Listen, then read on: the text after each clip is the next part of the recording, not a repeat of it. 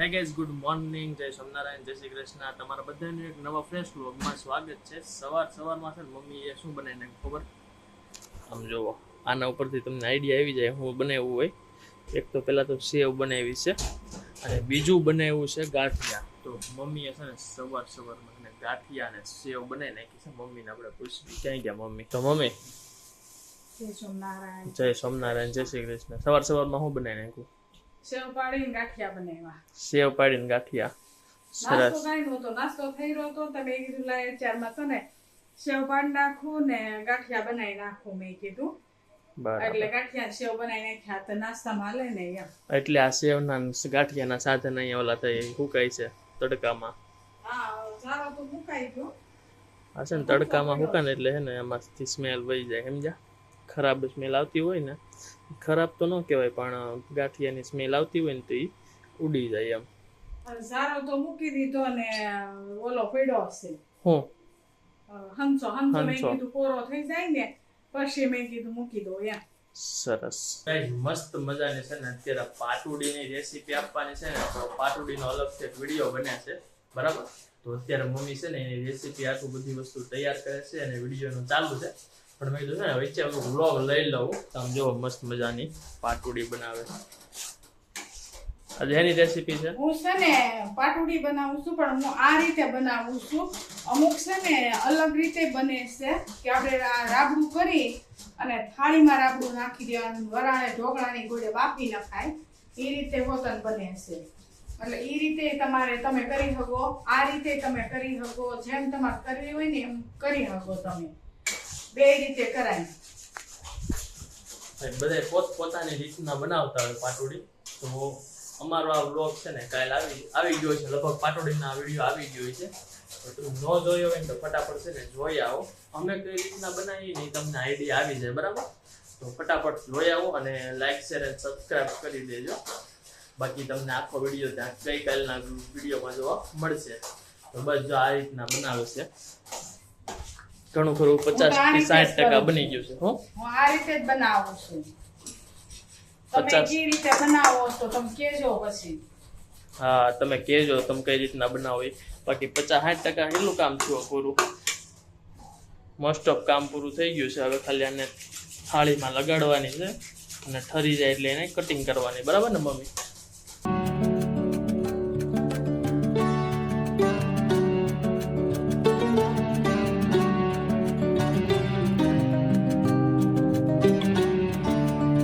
તો ફ્રેન્ડ જો આ રીતના છે ને ચાલુ છે બનાવવાનું. આ બાજુ છે ને તેલમાં છે ને ડીશ ઓલી કરી નાખી છે, તેલ વાળી. આ બની ગઈ છે.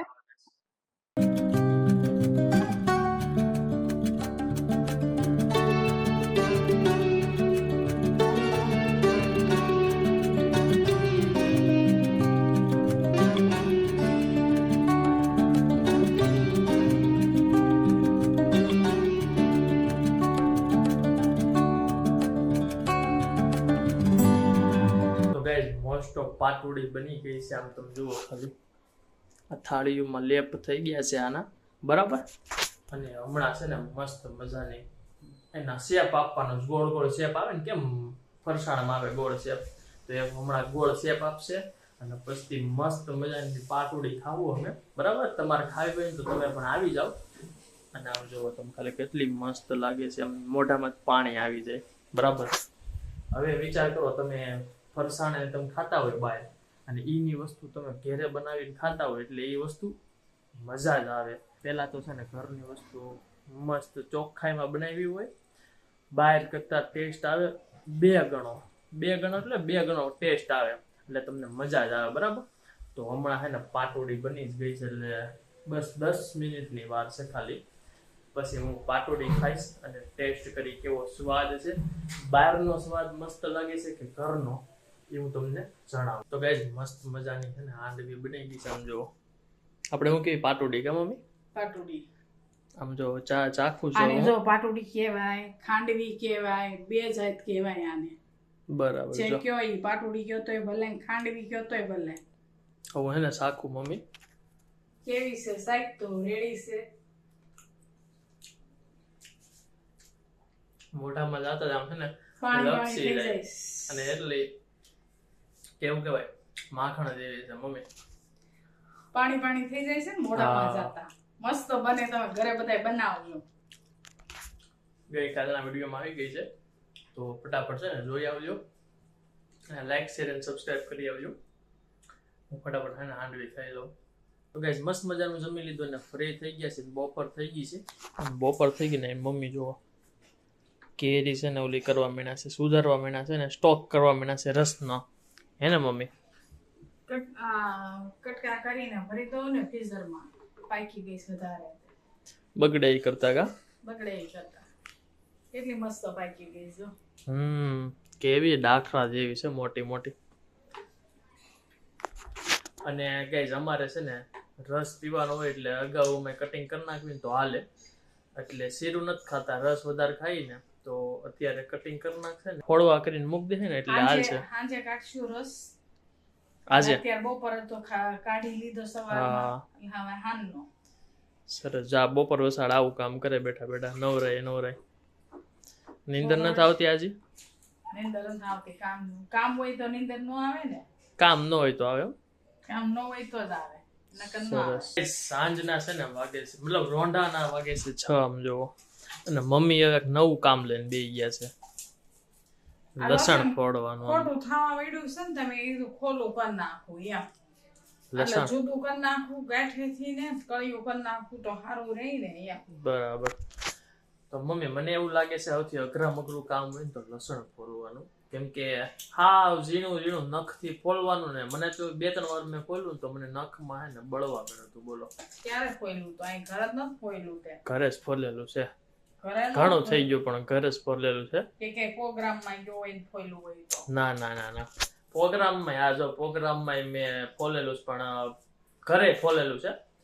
મતલબ ટાઈમ પાસ કરતો તો એવું કંઈક હતું તો મને નખમાં દુખવા માંડ્યું. મને નાના હું નખ રાખું તો નખમાં બળવા માંડ્યું. બોલો મને ઘરે તો મને નથી ફોલી નાખ્યો. એવું ન હોય, ટાઈમ પાસ કરતો હોય કે નહીં, હું બાજુમાં બેઠો ફોયલું હોય એમ. છે એટલે તને ન ખોલા થઈ ગયા એમ. જો એટલું બધું લસણ છે. લસણ શું ભાવ છે? લસણ તો અત્યારે 100 રૂપિયા હશે કે વધારે હશે, કઈ પૂછ્યું નથી. આપણે તો સીઝનમાં લીધું છે. એવું છે. સરસ. જયારે લસણનો ભાવ બહુ મોંઘો હોય ને ગાઈસ ત્યારે લોકો છે ને આમ ઉમટી પડે એટલું લસણ લઈ આવે ને તો વાત જવા દો.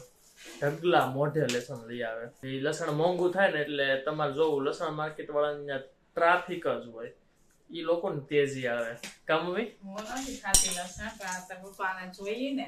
હા તારે નો ખાવું હોય, મારે નો ખાવું, તારા પપ્પાને જોઈએ. તો ગાઈસ સાંજનું જમી લીધું અને શું જમ્યા હું તમને કહેતા ભૂલી ગયો પણ તમને કહી દઉં. જો મમ્મી કયો તો શું જમ્યા આપણે હાનનું? ગુવારનું શાક, રસ ને ભાખરી. ઓકે. તો ભાઈ ગુવારનું શાક, ભાખરી અને રસ એટલું અમે ખાઈ લીધું. અને સલાડ બલાડ તો કઈ કહેતા નથી. એ તો કેવું હોય કે ભાઈ જે ખાવા હોય રાખ્યા હોય એ ખાય એમ. બરાબર ને? સલાડ તો કોઈ નો ખાય. જાજી કાસરી, હા, ઈ કાસરીમાં સલાડમાં એમ. પાપડ છે, સલાડ છે, એવું બધું. હા. અને હજી એક વસ્તુ હતી એ ભૂલી ગયા. પાટોડી વેચી હતી ને તો એ બધા થોડી ચાયકી. બરાબર કા મમ્મી? પાટુડી ખાધી. આજ થાકી ગયા ને બહુ? આ બહુ થાકી ગયા. હા, કેમ કે આજે એક સાથે 2 વિડીયો શૂટ કર્યા ને એમાં વધારે થાક લાગી ગયો. સવારમાં વહેલા જાગ્યા હોય ને બપોરે આ સૂતા જ નથી. કેમ કે બપોરે ઓલું કેવું હતું કેરી અને લસણ એ 2 ફોલતા હતા. કા કેરી મેં ફોડવા કરીને મૂકી દો એટલે સાંજે વાંધો નહીં એમ. રસ એકદમ નીકળી જાય. હા, એટલે મેં કીધું ફોડવા કરીને મૂક્યા ને લસણની કળીઓ જુદી પાડી. સરસ થઈ ગયું. લસણ ફોલાઈ ગયું. હવે કાલ ફોલવાનું છે. તો ગાઈસ હવે છે ને આપણે વિડીયોને અહીંયા અંત આપી. વિડીયો મજા આવી ને તો લાઈક શેર અને સબસ્ક્રાઇબ કરવાનું ભૂલતા નહીં. આવતીકાલે પાછા આવી જશું. ત્યાં લગી જય સોમનારાયણ, જય શ્રી કૃષ્ણ અને બાય બાય.